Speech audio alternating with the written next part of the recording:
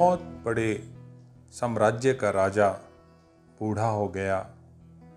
उसके 3 लड़के थे और उसे उन तीनों के बीच में निर्णय करना था कि किसे राज्य की बागडोर सौंप दी जाए। एक दिन राजा सुबह उठा और उसने अपने तीनों लड़कों को बुलाया और एक एक बोरा गेहूं का दे दिया और कहा, इसे संभाल कर रखना, मैं यात्रा पर जा रहा हूं। जब मैं लौटूं तो तुम मुझे इस अनाज को ऐसे ही सुरक्षित वापस लौटा देना और ये ज़रूरी है। सबसे बड़े लड़के ने गेहूं को संभाल कर रखना ज़रूरी समझा। उसने तिजोरी में गेहूं को बंद करवा दिया ताकि एक भी दाना खो ना जाए, और जब पिताजी लौटें तो पूरे के पूरे दाने वापस किए जा सकें। उससे छोटे भाई ने सोचा कि दाने तिजोरी में बंद करके रखूंगा तो सड़ जाएंगे, तो मैं क्या लौटाऊंगा। उसने दानों को खेत में फिकवा दिया। बिना भूमि को तैयार किए कंकड़ पत्थरों में दानों को फिकवा दिया और वो निश्चिंत हो गया कि पिताजी जब आएंगे तो नए दाने वापस किए जा सकेंगे। जो सबसे छोटा बेटा, उसने एक खेत को तैयार करवाया, कंकड़ पत्थर दूर किए, खाद दी। जब भूमि तैयार हो गई तो उसने उस अनाज को बो दिया।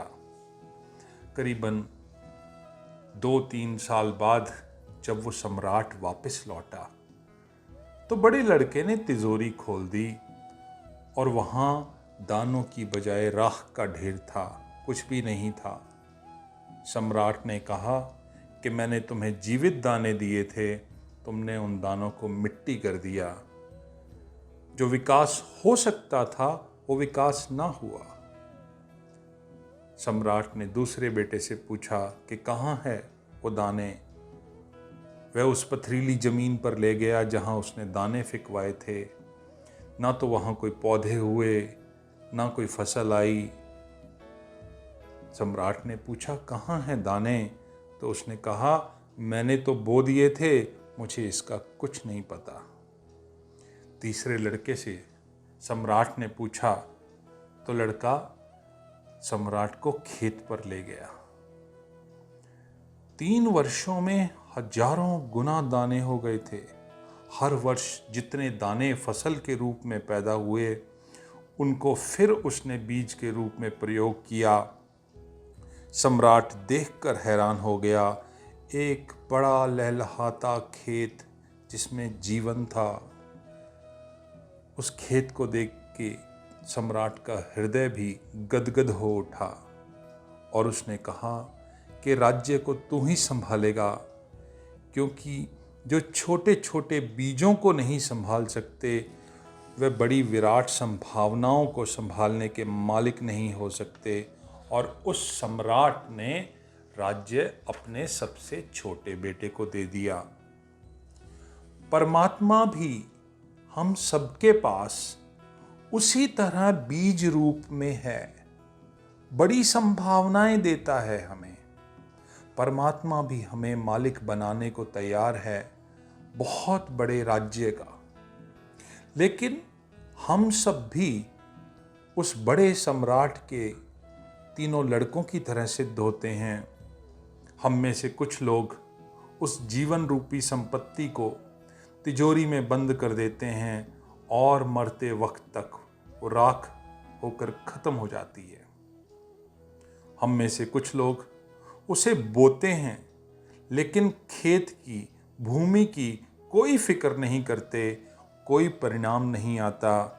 और हम में से बहुत थोड़े से लोग हैं जो परमात्मा हमें देता है उसकी हम फसल को काटते हैं, उसका हम विकास करते हैं। हम सबको भी जीवन विकास करने के लिए उपलब्ध हुआ है, लेकिन उसके साथ हम करते क्या हैं?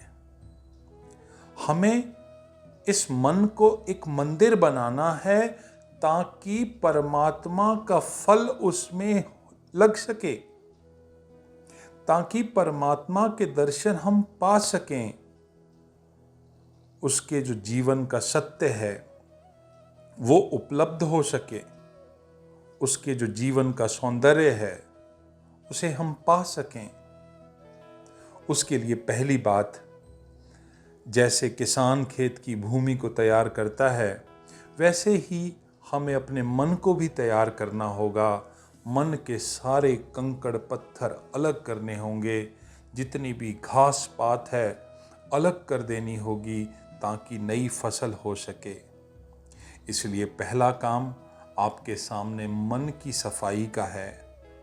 डेफिनेटली ये एक नेगेटिव है, बहुत कुछ उखाड़ना है, बहुत कुछ फेंकना है, बहुत कुछ मिटाना है, परंतु आपको हिम्मत तो करनी ही होगी। अगर आप पुराने मन को मिटा सकें तो इससे अच्छा कुछ भी नहीं हो सकता। जो भी पुराने मन को लेकर इस ख्याल में हो कि मैं परमात्मा तक पहुंच जाऊंगा, वो बहुत बड़ी गलती में है। एक नया मन चाहिए, बिना कंकड़ पत्थर के, जिसमें से सारी व्यर्थ चीज़ें अलग कर दी हों और मन की भूमि तैयार हो, फिर उसमें बीज बोए जा सकते हैं। मन में कौन सी ऐसी चीज़ की जड़ें हैं जो परमात्मा के बीजों को अंकुरित नहीं होने देती, जिसको हटा देना बहुत ज़रूरी है। क्योंकि जो चीज़ बाधा है परमात्मा के आने में, उन्हीं को हमने सहयोगी समझ रखा है।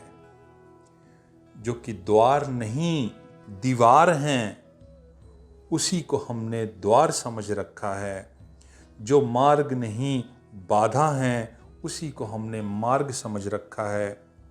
इसीलिए हमें उसे हटाने में बहुत कठिनाई होगी, लेकिन ये कठिनाई बहुत आसान हो जाएगी अगर ये आपको दिखाई पड़ जाए कि जिसे हमने सहयोगी समझा था वो विरोधी है, जिसे हमने सहारा समझा था वो बंधन है, और जिसे हमने स्वतंत्रता समझा था वह एक परतंत्रता थी। लेकिन हजारों वर्षों की बुनियादी भूल के कारण हम उन बाधाओं को नहीं समझ पाए, उन्हें हम सदा सहयोगी समझते रहें। हमारा ज्ञान सबसे बड़ी बाधा है। थोड़ा सुनकर बहुत हैरानी, परेशानी और कठिनाई होगी। जिसे हम ज्ञान जानते हैं वो परमात्मा की दिशा में सबसे बड़ी बाधा है। क्योंकि जिस मनुष्य के मन में ये ख्याल पैदा हो जाता है कि मैं जानता हूं, उसके जानने के द्वार ही बंद हो जाते हैं, उसकी आगे की खोज बंद हो जाती है। इसीलिए पंडित कभी सत्य को नहीं जान पाते, वो सिर्फ कर्म कांड में उलझ जाते हैं और वो कभी जान भी न सकेंगे, क्योंकि उन्हें ये ख्याल पैदा हो जाता है कि मैं जानता हूँ। इससे बड़ा कोई अहंकार नहीं, इससे बड़ी कोई ईगो नहीं, इससे बड़ा कोई दंभ नहीं कि मैं जानता हूँ। जो इस तथ्य को जानने में समर्थ हो गया कि मैं कुछ नहीं जानता, उसका हृदय एकदम सरल और शांत हो जाता है, उसका अहंकार शून्य हो जाता है और वह मिट जाता है। तब उसके मन में कोई ख्याल, कोई विचार नहीं रह जाते, तब कोई सिद्धांत और कोई शास्त्र नहीं रह जाते, तब उसके भीतर कोई दावा नहीं रह जाता कि जो मैं कहता हूँ वही सही है और जो दूसरे कहते हैं वह गलत है। तब वह कोई तर्क नहीं करता, वो किसी शांत अवस्था,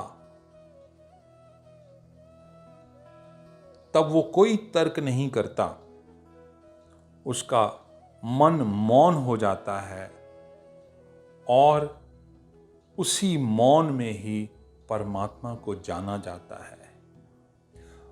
हम सब भी मिलकर अपने मन के कंकड़ पत्थरों को उठाकर बाहर फेंकें, अपने इस थोथे ज्ञान को निकाल कर बाहर फेंकें और परमात्मा को जानने में सफल हों और परमात्मा को जानने में सफलता प्राप्त करें।